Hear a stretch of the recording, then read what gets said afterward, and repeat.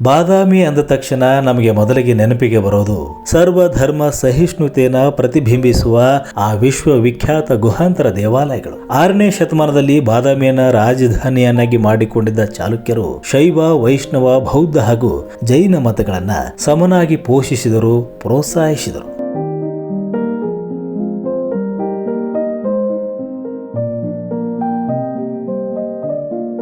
ಆ ಸೌಹಾರ್ದ ಪರಂಪರೆ ಈಗಲೂ ಇಲ್ಲಿ ಮುಂದುವರೆದಿದೆ. ಬಾದಾಮಿಯ ಉತ್ತರದ ಬಾವನಬಂಡೆ ಕೋಟೆಯ ತುದಿಯಲ್ಲಿ ಹಜರತ್ ಸೈಯದ್ ಬಾದ್ಶಾ ದರ್ಗಾ ಹಾಗೂ ಶರಣ ಶಿವಪ್ಪಜ್ಜನವರ ಗದ್ದುಗೆಯಿದೆ. ಈ ಸ್ಥಳಕ್ಕೆ ತಲುಪಲು ಸುಮಾರು 300 ಮೆಟ್ಲು ಹತ್ಕೊಂಡು ಹೋಗಬೇಕು. ಹಿಂದೂ, ಮುಸ್ಲಿಮರು ಸೇರಿದಂತೆ ಎಲ್ಲ ಧರ್ಮಗಳ ಜನರು ಇಲ್ಲಿಗೆ ಬಂದು ಪೂಜೆ ಸಲ್ಲಿಸುತ್ತಾರೆ ಮತ್ತು ಸಕ್ಕರೆ ಊದುಬತ್ತಿ ಸಮರ್ಪಿಸುತ್ತಾರೆ. ಇಲ್ಲಿ ನಡೆಯುವ ಉರುಸ್ ಈ ನಾಡಿನ ಸೌಹಾರ್ದ ಪರಂಪರೆಯ ಪ್ರತೀಕವಾಗಿದೆ.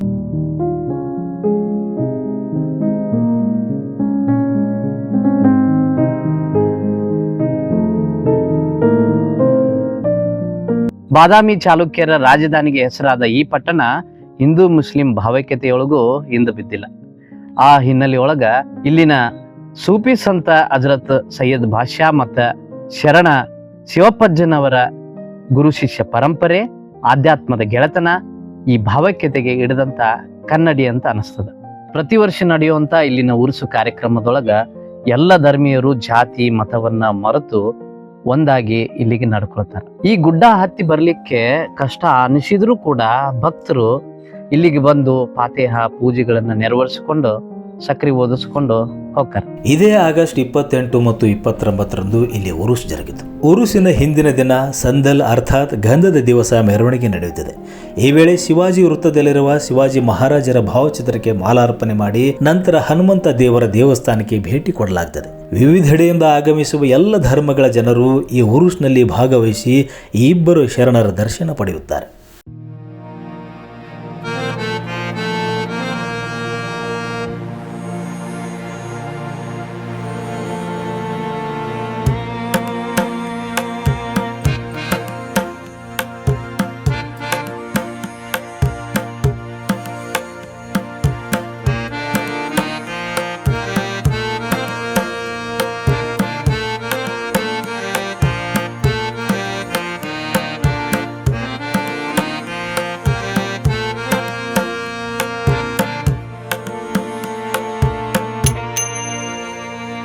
ಕಳೆದ 3 ವರ್ಷಗಳಿಂದ ಉರುಸ್ ಜೊತೆಗೆ ಬಾದಾಮಿ ಪಟ್ಟಣದಲ್ಲಿ ಶರಣರ ನಡಿಗೆ ಭಾವೈಕ್ಯತೆ ಕಡೆಗೆ ಕಾರ್ಯಕ್ರಮ ನಡೆಸಿಕೊಂಡು ಬರಲಾಗ್ತದೆ.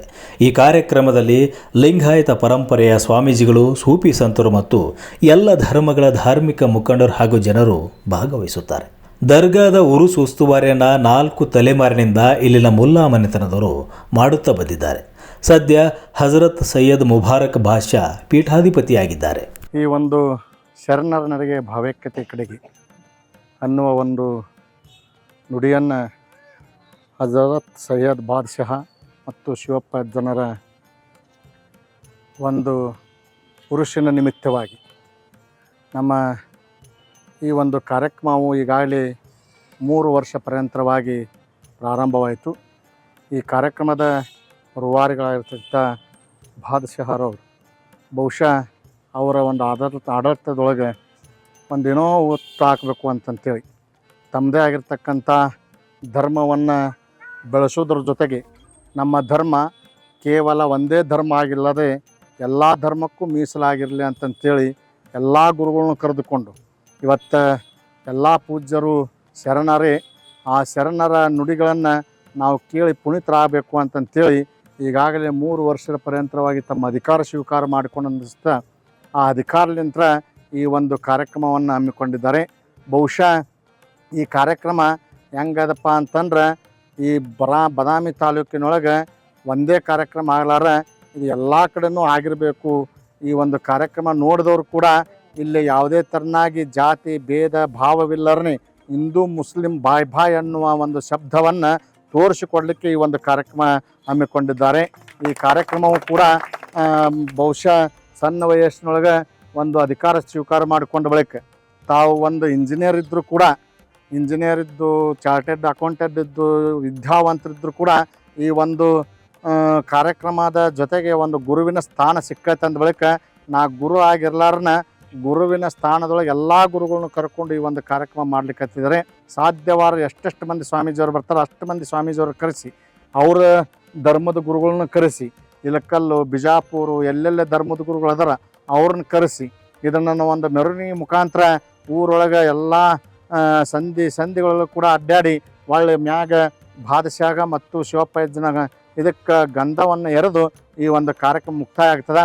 ಅಂಥ ಒಂದು ಕಾರ್ಯಕ್ರಮಕ್ಕೆ ಮೆರಗನ್ನು ತಂದು ಕೊಟ್ಟಿದ್ದಾರೆ.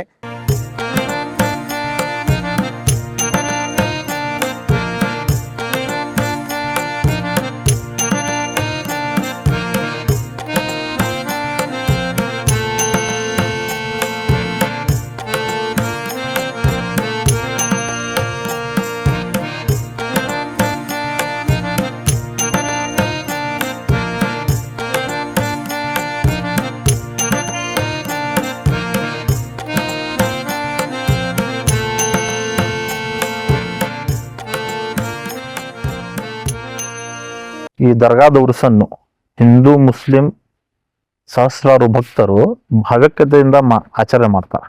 ಮೌಢ್ಯತೆಗಳನ್ನ ಹೋಗಲಾಡಿಸಲಿಕ್ಕೆ ಈ ದರ್ಗಾದ ಉರ್ಸನ್ನ ಕೆಟ್ಟ ತಿಂಗಳದಲ್ಲೇ ಮಾಡ್ತಾರೆ. ಹಜರತ್ ಸೈಯದ್ ಬಾಷಾನವರು ಹಾಗೂ ಶಿವಪ್ಪಜ್ಜನವರು 16ನೇ ಶತಮಾನದ ಸಮಕಾಲೀನ ಶರಣರಾಗಿದ್ರು. ಅವಾಗ 2ನೇ ಆದಿಲ್ ಶಾಹಿ ಅಂದ್ರೆ ಇಡೀ ಅಖಂಡ ವಿಜಯಪುರ ಸಾಮ್ರಾಜ್ಯಕ್ಕೆ ಪೂರ್ತಿ ಬರಗಾಲ ಬಿದ್ದಿತ್ತಂತ. ಬರಗಾಲ ಬಿದ್ದಾಗ 2ನೇ ಆದಿಲ್ ಶಾಹಿ ಈ ಇಬ್ರು ಶರಣರಲ್ಲಿ ಬಂದು ನಮ್ಮ ಭಾಗದಾಗ ಮಳೆ ಹೋಗಿದೆ ಮತ್ ನಾ ಇಲ್ಲಿ ಬಂದೀನಿ ಅಂತೇಳಿ ಬೇಡ್ಕೊಂಡು ಹೋಗ್ತಾನಂತ.